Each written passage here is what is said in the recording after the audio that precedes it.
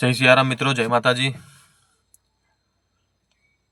કાશ્મીરમાં આતંકવાદી હુમલા બાદ ઘણા લોકોના મનમાં ઘણી બધી જાતના સવાલો ઉદ્ભવતા હોય છે. આ વિડીયો દ્વારા હું એક નાનકડો જવાબ આપવાનો પ્રયત્ન કરી રહ્યો છું કે ભાઈ આતંકવાદીઓ આવ્યા ક્યાંથી, તેમની પાસે હથિયાર ક્યાંથી આવ્યા, વગેરે વગેરે. ઘણા લોકોના મનમાં ઘણી જાતના સવાલો થતા હોય છે. એના જવાબમાં હું તમને એક મારો મંતવ્ય તમને જણાવું કે સૌથી પહેલા તો આતંકવાદીઓ આવે છે ક્યાંથી. આતંકવાદીઓ ક્યાંયથી આવતા નથી. આતંકવાદીઓ બનતા હોય છે. આતંકવાદીઓ કોઈ દિવસ પેદા નથી થતા. આતંકવાદી વિચારધારા પેદા થાય છે. અને વાત કરીએ કાશ્મીરના આતંકવાદીઓની, તો સૌથી પહેલા તો અમુક કારણ એવા હોય છે. ભૂતકાળમાં પણ આવું બનેલું છે કે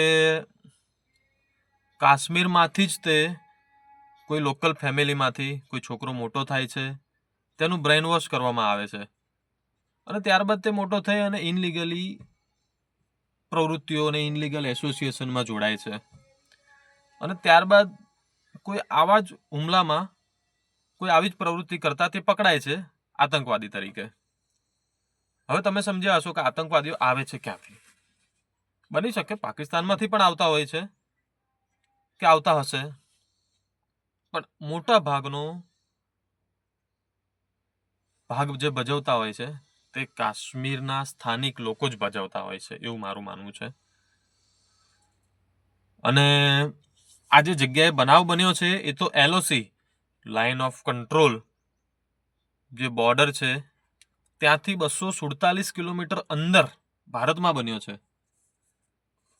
એટલે ખૂબ અંદરની સાઈડ આ બનાવ બન્યો છે. એવું પણ નથી કે કોઈ બોર્ડર પર આ બનાવ બન્યો હોય, બોર્ડરથી આવી ગયા હોય અને તરત જ હુમલો કરી દીધો હોય. તે લોકો ઘણા અંદર આવ્યા છે ભારતમાં અને ત્યાં આગળ આ બધું થયું છે. એટલે એ કહેવું થોડું અજુગતું લાગે કે ભાઈ એ લોકો ત્યાંથી આવ્યા હશે, પાકિસ્તાનમાંથી કે ક્યાંથી આવ્યા હશે. પાકિસ્તાનમાંથી પણ આવતા હશે, પણ મોટા ભાગના કાશ્મીરમાંથી એવી પ્રવૃત્તિ કરીને એમનું બ્રેઇન વોશ કરીને બનતા હોય છે આતંકવાદીઓ. એવું મોટા ભાગનું જોવા મળતું હોય છે, એવા દાખલાઓ. એમ હવે વાત એવી છે કે આટલા વર્ષોથી કાશ્મીરમાં આવી પ્રવૃત્તિ ચાલી રહી છે આતંકવાદની, આ અટકતી કેમ નથી? તેનું મૂળભૂત કારણ છે ત્યાંના સ્થાનિકોનું એ લોકોને સમર્થન અને સાથ સહકાર. બાકી પાકિસ્તાનની બોર્ડર ગુજરાતને પણ, રાજસ્થાનને પણ અને પંજાબને પણ મોટાભાગની બોર્ડર ત્યાં જોઈન્ટ થાય છે, જોડાય છે. ત્યાં કેમ આવું પ્રવૃત્તિઓ નથી થતી? ત્યાં કેમ આવી ઘૂસણખોરી નથી થતી? આવી કેમ કોઈ ગતિવિધિ નથી થતી? એનું મુખ્ય કારણ છે કે અહીંના સ્થાનિકોની દેશપ્રેમ, દેશ પ્રત્યે જે વફાદારી છે તે ઘણા અલગ લેવલે હોય છે. ત્યારબાદ અહીંના જે સ્થાનિકો છે એ કોઈને મદદ નથી કરતા, કોઈનું સમર્થન નથી કરતા આવે આતંકવાદી પ્રવૃત્તિનું. એ પણ એક મોટું કારણ હોય છે. બાકી સ્થાનિક સમર્થન વિના કાશ્મીરમાં આતંકવાદી પ્રવૃત્તિ એક દિવસ ટકી ન શકે, એવું મારું માનવું છે. લોકલ મુસ્લિમ કાશ્મીરી જ આતંકવાદીઓને આશરો આપે છે, ગુપ્ત સૂચના આપે છે અને બીજા બધા સહયોગ કરે છે, તો જ આ વસ્તુ શક્ય છે. બાકી આ વસ્તુ શક્ય જ નથી.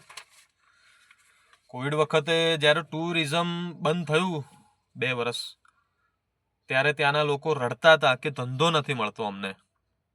અને હવે જુઓ, પાછલા વર્ષે 2.5 કરોડ કરતાં વધુ ટુરિસ્ટો ત્યાં ગયા હતા અને 12,000 કરોડ રૂપિયાનું ટુરિઝમથી આવક થયું છે કાશ્મીરને. એ આવક સિવાય 1 લાખ કરોડ રૂપિયાની સરકાર કાશ્મીરને સહાય આપી રહી છે. સરકારે કાશ્મીરને આપવા માટે કશું બાકી નથી રાખ્યું. સરકારે કાશ્મીરને પાછળ ખર્ચવા માટે પણ કશું બાકી નથી રાખ્યું. ક્યારેય પાછું વળીને નથી જોયું. આપણા ટેક્સના રૂપિયાનો ખૂબ મોટો ભાગ ખૂબ મોટો ભાગ કાશ્મીર પાછળ વપરાઈ રહ્યો છે. માટે મોદીજીને હું કહેવા માંગીશ કે મોદીજી, તમે ખોટા વહેમમાં ના રહેશો. આ લોકોને શિક્ષિત કરવાથી આ કાશ્મીરી લોકો સુધરશે નહીં, પણ આધુનિક તકનીક સાથે આતંકી ગતિવિધિઓ કરશે. માટે હું માનું છું ત્યાં સુધી આપણે કાશ્મીર ફરવા જવાનું ખરેખર 1-2 વર્ષ જો બંધ કરી દઈએ અને નહીં જઈએ તો આપણને કંઈ ફરક નહીં પડે, પણ ત્યાંના લોકોને ઘણો ફરક પડી જશે. ફરવા માટે આખું ભારત છે, ઘણી બધી જગ્યાઓ છે, તમે જાઓ, ફરો, જલસા કરો.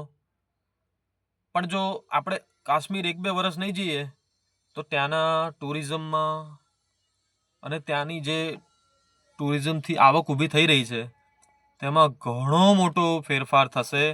અને જે ટુરિઝમના જે આવક છે એ જ્યાં વપરાઈ રહી છે, જેની પાછળ વપરાય છે, કદાચ ઇનલીગલ ગતિવિધિઓ પાછળ વપરાઈ રહી છે અને આતંકવાદીઓને સાથ સહકાર આપવામાં વપરાઈ રહી છે, તેમાં ઘણો ફેર પડશે એવું મારું માનવું છે. અને આની દ્વારા જ આપણે કાશ્મીરી આતંકવાદીઓની મદદ કરતા અટકાવી શકીશું કાશ્મીરીઓને. બાકી જો સરકારથી થઈ શકતું હોત તો આટલા વર્ષોમાં ઘણું થઈ ગયું હોત. એકલી સરકાર કશું નથી કરી શકતી. તેમાં મોટા ભાગનો સાથ સહકાર સ્થાનિકોનો હોવો ખૂબ જરૂરી છે, જે ત્યાંની સ્થાનિકોનો નથી મળી રહ્યો. એટલા માટે મારો આપ સહુને હાથ જોડીને વિનંતી છે કે થોડો સમય આપણે કાશ્મીર ફરવા જવાનું ટાળીએ. ફરવા માટે ભારતમાં ઘણી બધી જગ્યાઓ છે અને સરકારને આપણે મદદરૂપ થઈએ કે ભાઈ કાશ્મીરમાં આતંકવાદ અટકાવવા માટે આપણે કંઈક કર્યું એવું આપણને પણ થોડું ફીલ થવું પડે. બસ મારી આપ સહુને આટલી જ વિનંતી છે. જય ભારત, ભારત માતા કી જય, જય સિયારામ, જય માતાજી.